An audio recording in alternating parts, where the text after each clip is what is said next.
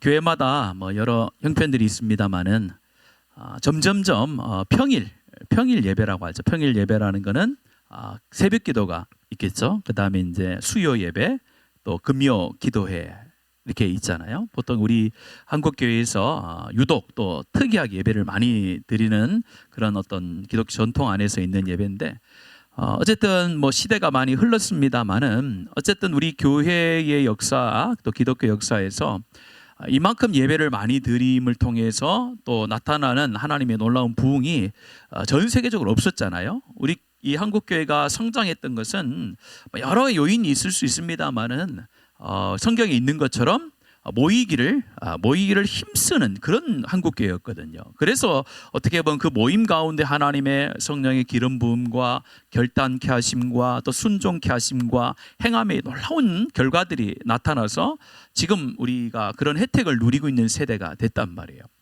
그런데 교회가 점점 힘을 잃어가고 또 우리 교회라는 공동체가 점점 세상 가운데 영향력을 주지 못하는 여러 가지 이유 중에 첫 번째가 오늘 성경에 있는 것처럼 말세가 되어지면은 모이기를 피하는 사람들이 많아진다라고 이렇게 이야기를 했잖아요. 그게 맞는 것 같아요. 그래서 우리가 성경을 볼 때에 성경에서 하지 말라고 하는 건 안 하면 되고 하라는 것은 하면 되는 거예요. 그런데 점점점 우리 시대의 흐름에 맞춰서 모이기를 힘쓰지 않는, 그런데 다 이유는 있어요.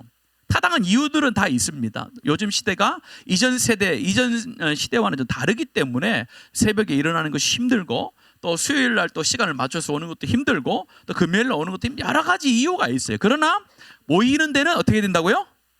힘써야 되는 거죠. 문제는 거기 있는 거예요.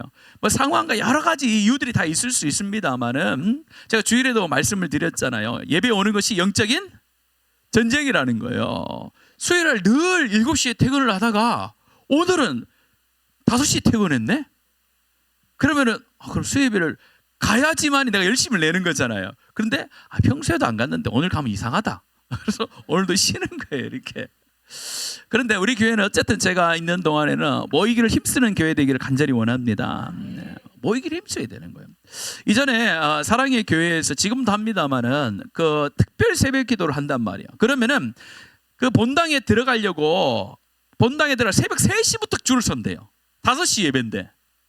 그래서 그 일대가 완전히 마비가 된대요. 택시 타고 오는 사람, 자가용 타고 오는 사람, 난리가 나는 거예요. 그러니까 옆에 있는 사람들도 저 교회는 뭐가 있는갑다 싶어서 새벽에 안 나가던 사람들도 막 온대요. 만약입니다만은 우리가 한번 상상의 날개를 펴서 한번 생각해 보세요. 웅천교회 갔더니 갑자기 웅천교회 새벽에 차가 될 데가 없는 거예요. 저기부터 저까지 차가 한 주가 지나고 2주가 지나고 한 달이 되고 2달이 되고 3달이 되고 4달 5달 동안 그렇게 하면요, 여기 있는 아파트 사람들이 뭐라고 생각하겠습니까? 뭐 있다 저기는. 뭐가 분듯이 있다 저기는. 사람이 그냥 가는 거 아니잖아요. 예를 들면 그렇다는 거예요. 그런 의미에서 우리가 여러분들이 새벽이라든지 수요일이라든지 금요일이라든지 여러분들의 상황에 맞춰서 열심히 참여하는 또 그런 모습이 있어야 신앙의 성숙이 막 일어나요. 그래서 여러분들이 그런 마음을 가지시고 함께 참여했으면 참 좋겠습니다. 오늘 읽었던 말씀은 12장의 이제 마지막 부분이에요.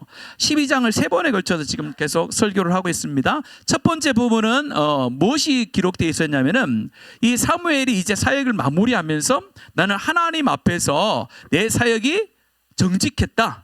내 사역이 하나님 앞에나 너희들 앞에 부끄러움이 없는 사역이었다라는 것을 먼저 이야기를 합니다.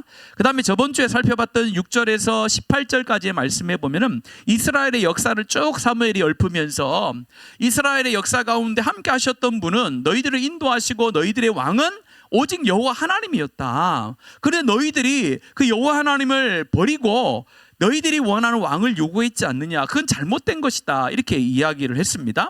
그러면서 오늘 읽지는 않았지만은 16절의 말씀에 보면은 이렇게 말합니다. 너희는 이제 가만히 있어서 여호와께서 너희 목전에서 행하시는 이 큰 일을 보라. 그러니까 여호와 하나님께서 너희들이 구한 왕이 잘못된 왕을 구한 것을 내가 증명해 보이겠다라고 이야기하면서 너희는 가만히 있어서 여호와께서 너희 눈앞에서 행하시는 일을 한번 봐라 해놓고 17절에 어떤 사건이 벌어지냐면요, 오늘은 밀베는 때가 아니냐. 내가 여호와께 아뢰니 여호와께서 우레와 비를 보내사 너희가 왕을 구한 일 곧 여호와께의 목전에서 범한 죄악이 큼을 너에게 밝히 알게 하시리라. 이렇게 하는 거예요. 지금은 밀베는 때다. 건기라는 거예요. 여러분들 우리 추수할 때 비가 많이 오면 어떻게 됩니까? 벼들이 농작물이 썩잖아요. 비가 오면 안 되거든요. 그래서 밀베는 때는 비가 오는 때도 아니고 비가 와서는 안 되는 때란 말이에요. 그런 때에 하나님께서 비만 내린 것이 아니라 여호와께서 우레와 비를 보내셨단 말이에요. 그러니까 이스라엘 백성들이 깜짝 놀란 거예요. 진짜 우리가 왕을 구한 것이 하나님께서 진노하실 만, 하나님이 싫어하실 만한 일이라는 것을 이제 피부로 깨닫게 된 거죠. 그러면서 18절의 말씀에 보면은 이렇게 말합니다. 같이 한번 읽어볼까요? 시작. 이에 사무엘이 여호와께 아뢰매 그날에 우레와 비를 보내시니 모든 백성이 여호와와 사무엘을, 그렇죠? 진짜 하나님께서 그런 비와 우레를 내리시니까 또 깜짝 놀란 거예요. 와, 하나님께서 그만큼 싫어하셨구나. 그런 마음이 들게끔 했다라는 겁니다. 그러면서 오늘 말씀에 보면은 이제 마침표를 찍는 거예요. 마침표를 찍으면서 이제 정말 간절한 마음으로 마지막으로 이제 이야기를 하는 거예요. 우리 편지를 쓸 때 앞부분 중간 부분 쓰고 맨 마지막에 진짜 이제 사무엘이 이제 하나님의 마음을 가지고 간절한 마음으로 이스라엘 백성들 어떤 삶을 살아가게 될, 이제 눈에 보이는 왕을 모시고 살아가는 이스라엘 백성들 가운데 마지막으로 하나님의 마음을 담아서 당부하는 내용이 오늘 읽었던 본문의 말씀입니다. 오늘 본문의 말씀에 보면은 진짜 중요하다, 너희들 진짜 중요하다, 정말 중요하다라는 의미를 가지고 한, 그러니까 우리한테도요 진짜 중요한 거예요. 이스라엘 백성들 가운데 사무엘이 마지막 편지를 쓰면서 이거 너무 중요한 내용이니까 너희들 기억해야 된다, 꼭 기억해야 된다라고 하면서 한 말씀이기 때문에 오늘 우리 가운데도 굉장히 중요한 거예요. 첫 번째는요, 뭘 가르쳐 주냐면은 사무엘이 뭘 얘기하면은 하나님과의 그 깊은 관계를 위해서 먼저 너희들이 잘못한 것을 회개하라, 이렇게 얘기하는 거예요. 앞에서 보면요, 크게 두려워했다라고 얘기하잖아요. 그러면서 19절 이렇게 얘기합니다. 19절 같이 읽습니다. 시작. 모든 백성이 사무엘에게 이르되 당신의 종들을 위하여 당신의 하나님 여호와께 기도하여 우리가 죽지 않게 하소서. 우리가 우리의 모든 죄에 왕을 구하는 악을 더하였나이다.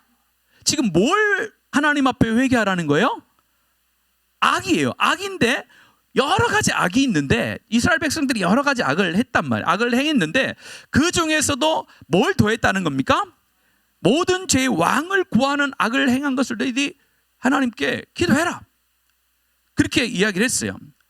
그렇게 이야기를 한 것이 쉽게 말하면은 자기가 대신해서 하나님 앞에 용서를 좀 구해달라는 거예요. 사무엘에게 그만큼 자신이 잘못했다라고 이야기합니다. 그 이야기를 했을 때에 오늘 말씀해 보면요 20절입니다. 바로 이어서 사무엘에게 이야기를 해줘요. 시작. 사무엘이 백성에게 이르되 두려워하지 말라.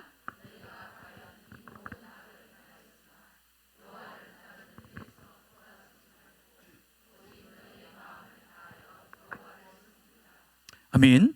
딱 이야기하잖아요. 앞에 부분에는 기도해달라, 우리가 진짜 잘못한 것 같다, 우리가 하나님 앞에 구한 왕이 잘못한 것 같다 구했더니 사무엘이 백성에게 바로 하기를 두려워하지 말라라는 겁니다. 두려워하지 말고 여호와께로 돌아오라, 이렇게 다시 한번 기회를 주시는 거예요. 자, 그러면요 여기서 왜 이 사무엘이 첫 번째 하나님과의 좋은 관계를 유지하기 위해서는 너희들이 잘못한 것에 대해서 하나님께 그대로 이야기하라고 했냐면은 왕을 구한 것이 잘못이라는 거예요. 너희들이 그거 알고 있냐라는 거예요. 왜 그러냐면요, 지금의 상황이 어떤 상황입니까? 지금의 상황이 왕을 구하고 나서 승리한 상황이잖아요. 암몬과의 전쟁에서 사울이 나가가지고 멋들어지게 이렇게 승리를 한 상황이거든요. 그때에 너희들이 왕을 구한 것에 대해서 우리가 잘한 거다, 이렇게 생각을 하고 있는 거예요. 지금 왕을 구한 것이 잘했네, 전쟁에서 승리하는 거 보니까 우리가 왕을 구한 것이 딱 맞는 거다, 이렇게 생각을 하고 있었다는 거예요. 그런데 그런 거 생각 자체가 너희들이 진짜 잘못한 거다, 그걸 너희들이 깨달아야 된다라고 하는 거예요. 그런데 성경의 말씀에 보면은 하나님께서 왕을 세우고 지도자를 세우는 것이 하나님의 뜻에 벗어난 건 아니었어요. 그런데 왜 유독 이스라엘 백성들이 왕이 구한 것에 대해서 하나님께서 큰 죄악이라고 여기냐면은 왕을 구했는데 하나님이 원하신 하나님과의 같은 마음으로 왕을 구한 게 아니에요. 그러니까 이전에 말씀해 보면은 모세가 이스라엘 백성들을 이끌 때 혼자 이끌기 힘드니까 누구를 세웁니까? 여호수아도 세우고 또 10부장, 100부장, 1000부장들을 막 세우잖아요. 그래서 일을 같이 한단 말이에요. 자, 그러면은 그게 잘못된 건가요? 이스라엘 백성들을 인도했던 눈에 보이는 지도자가 있었잖아요. 모세라는 지도자가 있었잖아요. 그럼 왕을 구한 게 왜 잘못됐냐는 말이에요. 그것이 우리가 착각할 수가 있는 거예요. 그게 뭐냐면요, 이스라엘 백성들이 왕을 구한 목적이 다른 거예요. 이스라엘 백성들이 왕을 구한 목적은 뭐냐면요, 우상과 같은 의미로 구한 거예요. 그러니까 하나님이 아니라 이 우상과 같은, 이 하나님이 아닌 이 다른 나라와 같이 되고 싶은 마음, 그러니까 사람의 왕을 구했는데 그것을 사람의 어떤 지도자로 구한 게 아니라, 그러니까 우상의 개념으로 왕을 구했기 때문에 하나님께서 그렇게 싫어했던 거예요. 만약에 이렇게 기도했으면 하나님이 굉장히 좋아했겠죠. 하나님 우리를 통치하는지 우리는 믿습니다. 그런데 하나님이 눈에 보이지 않기 때문에 눈에 보이는 지도자를 좀 세워서 모세와 같은, 또 사무엘 같은 그런 지도자를 좀 잘 세워주셔가지고 우리가 전쟁에 나갔을 때도 전쟁을 좀 잘 지휘할 수 있는 그런 지도자를 좀 따로 세워주세요. 그럼 우리가 그 사람 따라가겠습니다. 이렇게 구했으면 되는데, 이 사람들이 구했던 것은 첫 마음 자체가 잘못된 거예요. 하나님을 부정하고 그 하나님의 자리에 인간의 왕을 딱 세우는 그런 요구를 했기 때문에 하나님께서 그 요구가 잘못됐다라고 말씀하는 거예요. 그러면서 사무엘이 그걸 명확하게 깨닫는 거예요. 너희들의 마음을 한번 잘 살펴봐라. 잘 살펴보면 왕을 구한 이유가 뭐고, 하나님 무시하고 그 왕을 따라서 살면 더 잘 살 것처럼 너희들이 생각한 거 아니가? 라고 이야기를 했더니 맞다라는 거죠. 그래서 회개를 하게 된 거예요. 오늘 이 말씀을 보면서 우리도 하나님과의 깊은 어떤 관계를 유지하기 위해서는 이 내면을 잘 살피고 하나님께 돌아가는 삶이 꼭 필요합니다.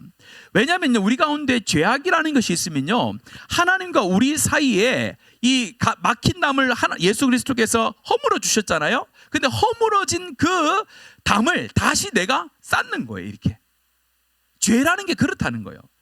하나님께서 예수 그리스도를 통해서 우리가 막힌 담을 허물었다라는 것은 뭐의 장벽을 허물었다는 거예요? 죄의 장벽을 허물었다는 거예요. 그런데 우리가 죄를 지음을 통해서 그 장벽을 다시 쌓는 거예요. 그 장벽은 이전 장벽과는 좀 다르겠죠. 좌범죄로 짓는 그것은 쌓아서 내가 하나님과의 관계를 의도적으로 멀리하게 만드는 그런 안 좋은 영향을 미친다는. 그래서 죄가 우리 가운데 들어오면은 첫 번째 나타나는 현상이 하나님과의 관계가 멀어져요. 죄가 들어오면은 더 하나님께 엎드리고 하면은 더 하나님께 더 가까이 갈 수가 있는데, 죄가 들어왔음에도 불구하고 그 죄를 해결하지 않고 자꾸 무시하다 보면요, 우리가 하나님을 멀리 가는데, 멀리 가는 표현이 어디서부터 나오는 겁니까? 제가 설교 전에 말씀을 드렸던 것처럼 뭐에 오는 것이 점점점 꺼려져요? 그렇죠. 교회와 예배에 오는 것이 점점점 멀어져요. 그거는 여러분들이 아마 제가 경험하는 거잖아요. 죄가 들어오고 죄가 내 안에 자꾸 스며들면은 나타나는 현상이 내 개인적인 신앙의 삶에도 하나님과 멀어지지만은 보이는 현상이 교회를 가는 것과 예배를 드리는 횟수가 점점점 줄어들고, 말씀을 보는 횟수가 점점점 줄어들고, 기도하는 시간이 점점점 줄어들어요.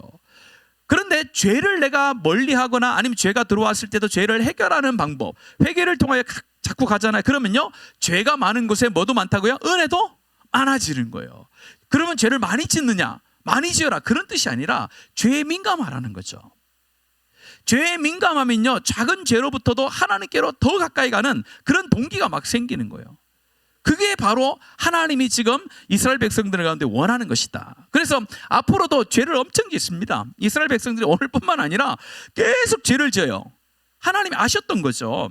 그 죄를 지을 때마다 너희들이 어떻게 해야 되느냐? 나에게로 돌아오라라고 지금 사무엘이 이야기하는 거예요.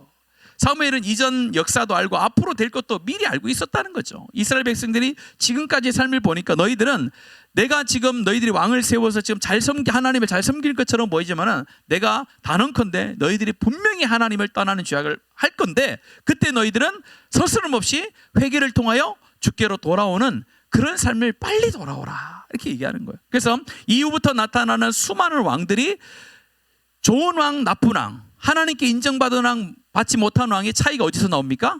죄를 실수를 한 번도 하지 않는 왕이, 하나님께서 기뻐하는 왕이 한 명도 없었어요. 실제로 다윗도 마찬가지고 솔로몬도 마찬가지예요. 그 위에 왕들은 뭐 말할 것도 없고요. 근데 하나님이 인정하는 왕들은 어때요? 자기가 죄를 지었을 때 하나님께로 돌아온 왕들을 하나님이 선하다 이렇게 말씀하세요. 그래서 우리도 살면서 완벽할 수는 없습니다. 그러나 죄악이 있을 때에 이 회개라는 것을 무시하면 안 돼요. 하나님 앞에 내가 이 죄를 다시 범하지 않도록 정말로 애를 써야 되는 거예요.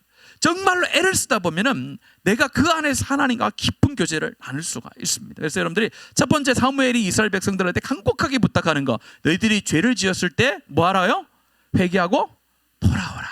그러면 어떻게 해요? 하나님께서 용서하시고 받아주시겠다. 그래서 우리 죄를 자박하면은 하나님께서는 의로우고 미쁘사 이렇게 얘기하잖아요. 그래서 우리 죄를 사하시며 우리를 모든 불의에서 어떻게 주실까요? 깨끗하게 해주신다고 말씀하잖아요. 이것이 하나님께서 우리를 정죄하려고 회개하라는 게 아니에요. 네 잘못한 건데 알고 있었는데 한번 맞아볼래? 이렇게 하는 게 아니라 죄를 고백하면요 내가 이미 용서했다라고 이렇게 말씀하세요. 그걸 받을 때에 우리가 없는 진정한 자유함이 있게 되는 줄로 믿습니다. 두 번째는요 21절 같이 읽습니다. 21절 시작.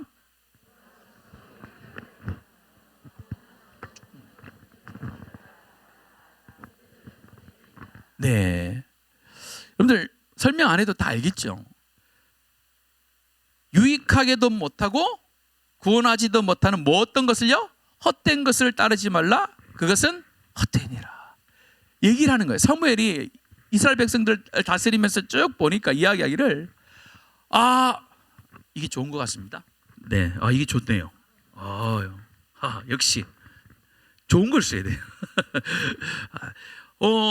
이스라엘 백성들 쭉 보니까 이 이스라엘 백성들이 왕을 구한 것부터 시작해가지고 매 하나님이 제일 좋은 걸 주는데 이상하게 헛된 것만 구하고 다니는 거예요. 그러니까 사무엘이 봤을 때 이 이스라엘 백성들 안 되겠다 하면서 지금 간곡하게 부탁하는 거예요. 야, 너희들은 이야기를 합니다. 뭐라면 유익하게도 못하고 구원하지도 못하는, 나를 유익하게 할 것처럼 너희들이 이야기하는 우상들, 우리를 구원해 줄 것 같은 왕들, 너희들 그 의지하지 마라. 그것들은 헛된 것들이다. 근데 왜 이렇게 헛된 것을 쫓아가냐? 헛된 것을 쫓아가는 것을 너희들이 그만두라라고 이렇게 이야기를 합니다. 그런데 우리가 이 설교를 들으면요, 나는 헛된 것 따라가는 거 없는데 이렇게 생각하지만요, 실제로 우리의 삶을 잘 살펴보면요, 헛된 것을 정말로 많이 쫓아갑니다. 잘 살펴보면요, 헛된 것 쫓아가다가 다 어떻게 되는 거예요? 걸려가지고 넘어져서 힘들어요. 그래서 제가 신방을 다니다 보면은 저 집은 참 어려움이 없을 것 같은데 이렇게 그래서 신방 가면요 어려움이 엄청 많아요. 다 보면요 자연적으로 온 어려움 아니에요. 다 뭐 쫓아가다가요? 그렇죠. 헛된 것 쫓아가다가 걸려 넘어져서 다 어렵죠. 그냥 평범하게 사는 것이 일상의 삶을 감사하며 사는 사람은요 그런 어려움을 당하지 않더라고요. 근데 일상의 삶이 나에게 복이 아니라 생각하고 감사가 아니라고 헛된 것에 딱 우리의 시선과 마음이 꽂히면요 어떻게 되는 거예요? 주의가 안 보이는 거예요. 그래서 그것이 나를 도와줄 것 같고 그것이 나에게 더 큰 혜택을 줄 것, 더 큰 도움을 줄 것 같이 생각해서 거기에 내가 들어가면요 100% 어떻게 해요? 도리어 걸려 넘어지는 것뿐만 아니라 넘어져 있는 나를 어떻게 해요? 짓밟죠. 바로 세상이 그런 거라는 거예요. 눈에 보이기는 좋은 거, 나에게 뭔가를 줄 것처럼 보이는 그런 것에 내가 욕심을 내고 거기에 내가 빠져버리면요 오늘 말씀한 것처럼 헛된 기대가 생기는 거예요. 헛된 기대가 생기면요 그 기대가 나중에는 진짜 기대가 돼서 내 모든 것을 다 거기에 올인하는 거예요. 그러다 보니까 나중에 더 나오기가 힘든 거예요, 여러분. 그래서 우리가 어디에 마음을 둘 때에 헛된 것에 두지 말라라고 이야기를 하는 거예요. 오늘 사무엘이 보니까 이스라엘 백성들과 똑같다는 거죠. 어떻게 인간은 하나님이 주는 것에 대해서 만족하지 못하고 헛된 것을 자꾸 보냐? 그래서 너희들의 시선을 헛된 것에 두지 말라라고 간곡하게 그렇게 부탁을 하는 겁니다. 우리 가운데 요즘 시대도 많이 있죠. 우리가 여러 가지로 이야기할 수도 있겠지만은 자녀에 대한 헛된 기대도 많고 또 물질에 대한 헛된 기대도 많고 건강에 대한 헛된 기대도 많고 여러 가지가 있을 수 있어요. 그래서 우리가 헛된 기대가 아니라 진짜 예수 안에 있는 참 소망을 붙들어야 되는 줄로 믿습니다. 그래서 이 돈이라는 것은요, 물질이라는 것은 우리 가까이 있대요. 그래서 굉장히 가까이 있는데 어느 정도 가까이 있냐면은 한 발자국 앞에 있대요. 돈이라는 것은 우리 한 발자국 앞에 있대요. 그래서 한 발자국만 돈 쪽으로 가면 잡을 수 있대요. 근데 한 발자국을 딱 가잖아요. 그러면요, 돈이 한 발자국만 도망간대요. 막 멀리 확 가버리면 아유 기대를 안 하잖아요. 근데 한 발자국 저기서 잡으려고 딱 갔어요. 근데 한 발자국만 도망간대요. 그렇게 얘기를 하더라고요. 그러니까 이게 돈이라는 것은 예를 들어 모든 헛된 게 그렇다는 거예요. 모든 헛된 게 아예 내가 할 수 없을 만큼 멀리 있으면은 내가 안 쫓아갈 텐데 너무 가까이 있는 거예요. 근데 하나님은 실제로 어디 안에 계십니까? 우리 안에 계셔서 제일 가까이 있는 계신 분인데 그 하나님을 찾기보다는 우리는 멀리 있는 하나님을 생각하는 거예요. 하늘에 있는 하나님만 생각하는, 하나님 너무 먼 거야. 그러니까 하나님보다 가까이 보이는 물질과 세상의 것들을 잡게 되는 거죠. 그러나 우리 하나님은요, 우리와 늘 함께하는 줄로 믿습니다. 우리 안에 계시자고 말씀하잖아요. 그러니까 세상의 것보다 훨씬 더 가까이 있는 우리 하나님을 붙들어야 되는 거예요. 하나님을 붙들면요, 우리의 삶 가운데 진짜 행복이 무엇인지를 깨닫게 되고 체험되는 줄로 믿습니다. 하나님 안에 있어 행복한 거예요. 마지막 세 번째에 22절부터 25절의 말씀에 나오는데요, 22절 같이 한번 읽어보고, 22절 여러분에게 하시는 말씀이라 생각하고 한번 믿음으로 한번 읽겠습니다. 시작.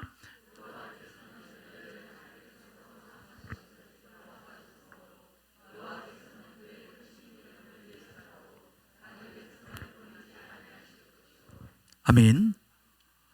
하나님이 참 제가 이제 축도를 한다든지 제가 이제 기도를 할 때 자주 쓰는 용어가 표현이 있는데 끝이 없는, 한이 없는 하나님의 사랑, 이렇게 표현하거든요. 여러분들 여러분 이스라엘의 역사를 쭉 한번 보면요, 하나님의 사랑이 진짜 끝이 없습니다. 만약 하나님의 사랑이 끝이 있었으면 우리는 벌써 다 죽었습니다. 진짜 이해할 수 없을 만큼의 끝이 없는 사랑이에요. 보세요. 오늘도 지금 사무엘상 12장까지 오면서도 이스라엘 백성들이 하나님의 택함을 받은 뒤로부터 진짜 셀 수 없을 만큼의 죄악을 저지르고 심지어 하나님의 이름을 욕되게 하고 망령되에 부르는 일도 엄청 많았단 말이에요. 그럼에도 불구하고 이 구약에 있는 말씀 중에 뭐라고 합니까? 여호와께서는 너희를 누구 백성으로요? 그렇죠. 자기 백성으로 삼으신 것을 뭐 하신 거예요? 이게 이해가 됩니까? 이스라엘 백성들이 지금 행동을 잘하고 있고 하나님이 칭찬하고 기뻐할 만한 일을 막 하고 있으면은 오늘 하나님께서 그럼 내가 선택한 이 백성이 이 정도는 돼야지라고 하면서 참 기뻐 이렇게 이야기할 수 있잖아요. 근데 지금은 상황이 완전히 반대잖아요. 자기를 완전히 배제시키고 자기가 왕임에도 불구하고 하나님 왕임에도 불구하고 자기를 완전히 배배시킨 다음에 인간의 왕을 요구하며 인간의 왕을 따라가겠다라고 이야기하는 그 이스라엘 백성들을 향하여서도 그 한 번 하나님께 내가 잘못했습니다라는 그 고백 하나에 어떻게 하는 거예요? 내가 너희를 나의 백성으로 삼은 것을 내가 기뻐한다, 이렇게 말씀하셨습니다. 그러면서 여호와께서 그의 크신 이름을 위해서라도 자기 백성을 뭐하여? 여기서 굉장히 중요한 게 있어요. 우리가 버림을 받지 않는 이유는요, 뭐 때문에 안 받느냐는 게 중요한 게, 오늘 말씀해 보면요, 그의 크신 이름을 위해서라도, 이거예요. 왜냐하면 하나님의 선택하시면은 뭐가 없습니까? 후회와 실수가 없단 말이에요. 그래서 하나님께서 선택을 해놨는데 사는 거 보니까 이게 인간이 아니라 이게 이러면 이렇게 되면 어떻게 된다는 거예요? 하나님의 이름에 영광이 떨어지는 거예요. 그래서 내가 그거를 지키겠다라는 거. 그거를 강권적으로 내가 지켜줘요. 그 약속을 지키셔서 우리 가운데 누구를 보내주신 겁니까? 예수 그리스도를 보내주신 거예요. 그것 때문에 이 하나님의 영광과 하나님의 이름을 위해서라도 하나님께서 말씀하신 그 말씀을 성취하시기 위해 예수 그리스도를 보내주신 거예요. 우리가 죄인 되었을 때, 우리가 잘난 것이, 우리가 구원받을 만한, 우리가 하나님 앞에 기쁨이 될 만한 그 어떤 조건이 1%도 없음에도 불구하고 하나님께서 하나님의 약속의 말씀을 성취하기 위하여, 하나님의 이름을 위하여 오늘 우리 가운데 그리스도를 보내주셔서 하나님의 백성 삼으시고 구원해 주신 줄로 믿습니다. 그게 바로 구원의 믿음이라는 거예요. 그 믿음, 너무나도 은혜스러운 믿음임에도 불구하고 세상 사람들이 이거 들으면 다 믿을 것처럼 보이지만 안 믿습니다. 여러분들, 예수 그리스도를 주로 고백하는 자는요, 성령이 아니고는 고백할 수 없다고 말씀하잖아요. 실제로 그래요. 여러분들, 다 죽어가시는 분들 앞에 가서 이 복음을 전해도요, 안 믿는 분들이 엄청나게 많습니다, 여러분들. 죽을 때 내 예수님 믿을 사람이 많을 것처럼 보이지만요, 절대 안 그래요, 여러분들. 죽음의 두려움 앞에 있어도 이 복음을 전해도요, 나는 안 믿겠다고 죽는 사람들이 엄청 많아요. 그걸 하나님 선택하시면 인간이 알 수가 없는 거예요. 하나님의 선택하신 분들은요, 이 말씀을 전했을 때 받아들이더라고요. 그래서 깜짝 놀랐어요. 평생 예수 안 믿다가도 이 죽음 앞에 섰을 때 이 복음을 전하는 딱 갈려요. 예수를 믿는 사람과 안 믿는 사람이 명확하게 갈리더라고요. 그걸 보면서 이 마지막이 되어 가시는 분들은 꼭 복음을 한 번씩은 반드시 전해야 될 이유가 여기에 있구나라는 생각이 계속하게 하게 되더라고요. 오늘 하나님께서 말씀합니다. 너희들의 삶을 봤을 때에 결코 내가 너희들을 기뻐할 수 없는 사람이지만은 내가 너희를 백성 삼고 너희를 내가 기뻐한다. 그래서 너희를 내가 지키겠다라고 약속을 해 주십니다. 그러면서 사무엘도 동일한 마음을 표현하고 있어요. 23절입니다. 같이 읽습니다. 시작. 나는 너희를 위하여 기도하기를 여호와 앞에 결단코 범하지 아니하고 선하고, 그렇죠. 사무엘이 두 가지를 이제 백성들에게 마지막으로 내가 하겠다라고 자신의 사명을 얘기해요. 첫 번째는 뭐요? 너희들을 위해서 기도하는 쉬는 죄를 범하지 않겠다. 이렇게 말씀합니다. 두 번째는 뭐요? 선하고 의로운 길을 너희들에게 가르쳐 주겠다. 뭐냐면요, 맡겨진 사명을 끝까지 다 하겠다라는 거예요, 사무엘이. 이제 사무엘이 이 정도면 좀 됐잖아요. 정말 얼마나 많이 일을 했어요. 여기 정도에서 쉬면 되는데 자신이 봤을 때 아직 하나님이 자기 목숨을 거두지 않는단 말이에요. 그래서 이후에도 보면은 왕의 어떤 위치는 사울과 다윗에게 넘겨주지만은 그 이외의 사명들은 이제 끝까지 감당하는 걸 봐요. 그래서 이 사울에 대해서도 끝까지 그가 기도해 주잖아요. 다윗을 위해서도 마찬가지고요. 그래서 오늘 말씀해 보면요, 이 특이한 표현이 나와요. 너희를 위하여 기도하는 길을 쉬는 뭐요?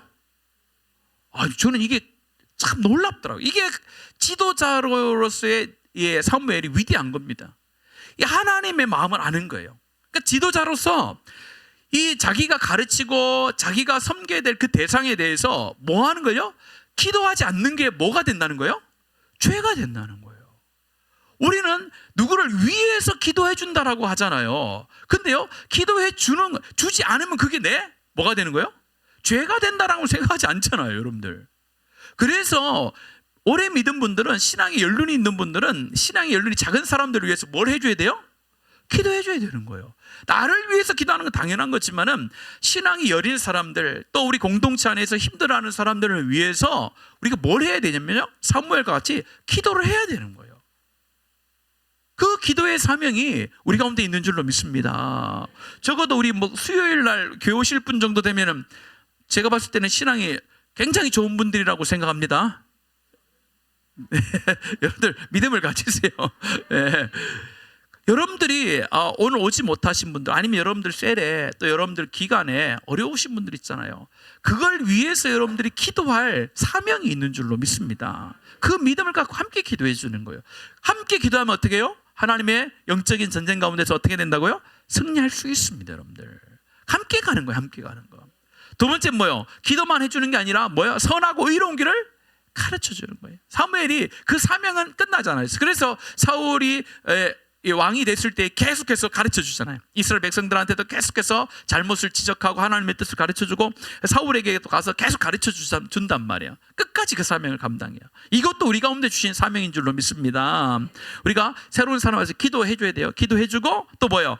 하나님 앞에서 선하고 의로운 길이 무엇인지를 가르쳐 줘야 돼요. 가르쳐 줘야 돼요. 그래서 누가 이렇게 얘기를 하시더라고요. 그 전도를 막 사람들이 해오잖아요. 전도를 해오면은 전도를 당해서 어떻게 보면은 교회 오신 분들을 신앙생활하는 걸 쫙 보잖아요. 그러면은 전도 해온 사람하고 똑같이 한대요. 그게 있대요. 전도를 누가 했느냐에 따라서 처음부터 교회 오자마자 어떤 분은요, 수요일도 오고 막 금요일도 오잖아요. 그러면 전도 당한 사람도 수요일도 막 금요일도 온대요. 근데 전도한 사람이 주일 예배만 오잖아요. 그 사람 평생 가도 주일 예배밖에 안 온대요. 그런 통계를 가지고 얘기를 하시더라고요. 어느 정도 일리는 있다고 봅니다. 왜냐하면 먼저 된 자가 나중 오신 분들을 가르쳐야 되잖아요. 가르치는데 뭘로 가르칠 거예요? 신앙을 뭘로 가르칠 거예요? 삶으로 가르쳐야 되잖아요. 삶으로 기도하는 걸 보여주고 또 같이 기도해 줘야 되고 또 그가 예배를 같이 드려줘야 되는데 그걸 통해서 그 사람의 신앙이 어떤 것인가에 배워가야 되는데 자기가 가르치고 자기가 데려온 사람이 저 정도면은 거기에서 신앙이 딱 멈춘다는 거예요.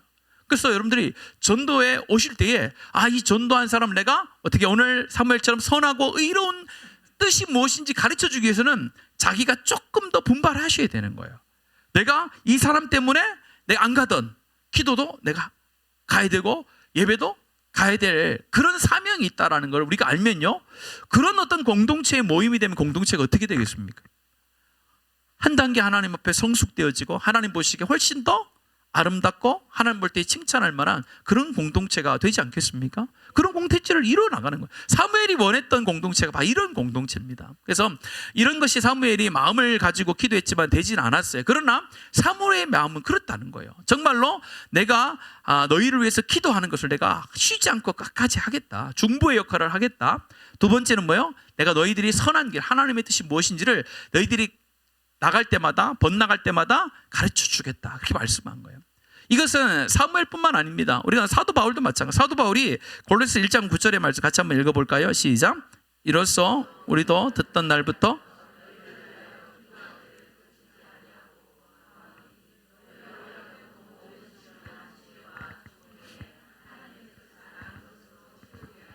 그렇죠. 사도 바울도 똑같이 이야기하잖아요.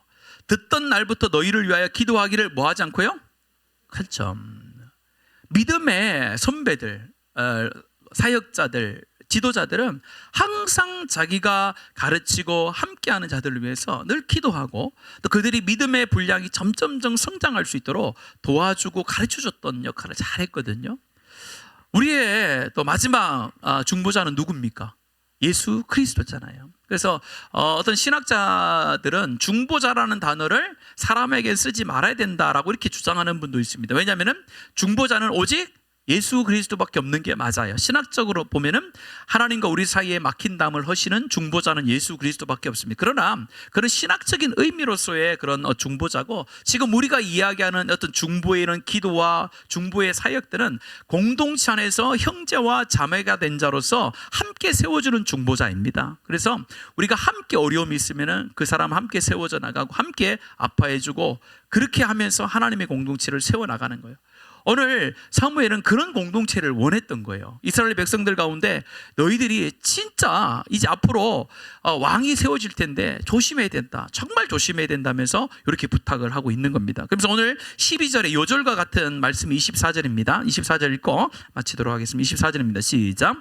너희는 여호와께서 너희를 위하여 행하신 그 크신 일을 생각하여 오직 그를 경외하며 너희 마음을 섬기라. 아멘. 이게 오늘 12장 어떻게 보면 사무엘이 마지막으로 이제 사울에게 왕권을 넘겨주면서 백성들에게 했던 그 말입니다. 이것은 하나님의 간곡한 부탁이요 마음과 동일하다라고 봅니다. 너희를 위하여 행하신 그 큰 일을 뭐요? 생각하라. 생각하라. 여호와께서 지금까지 너희들을 어떻게 도왔는지 한번 생각해보며 살아라. 오직 그를 뭐요? 경외하라. 너희 마음을 다하여 진실이 섬기라. 이 세 가지를 딱 부탁하고 있는 거예요. 이것이 우리 가운데도 부탁하는 거예요. 너희들이 살아온 인생을 한번 쭉 봐봐라. 하나님께서 어떻게 너희들을 이끌었는지 늘 생각하라. 그렇게 말씀하고 있고 또한 그를 경외하라. 그를 두려워. 세상을 두려워하지 말라라고 했잖아요. 세상을 두려워하지 말고 하나님을 두려워하라. 마지막 세 번째는요. 온 마음과 온 정성을 다해서 누구를 섬기라? 여호와를 섬기라. 요 세 가지의 부탁을 마지막으로 사무엘이 하고 있습니다. 이런 부탁이 사무엘이 이스라엘 백성들에게 한 부탁이 아니라 하나님께서 지금 우리에게 이 시대 가운데 하시는 마지막 간절한 부탁이라고 생각이 되어집니다. 여러분들도 진짜로 하나님의 행하심과 하나님의 경외함과 또 하나님 앞에 열심을 다하여 그를 경외하며 삶으로 살아드리며 섬기는 이런 삶이 우리 가운데 넘쳐나고 풍성해지기를 간절히 축원합니다.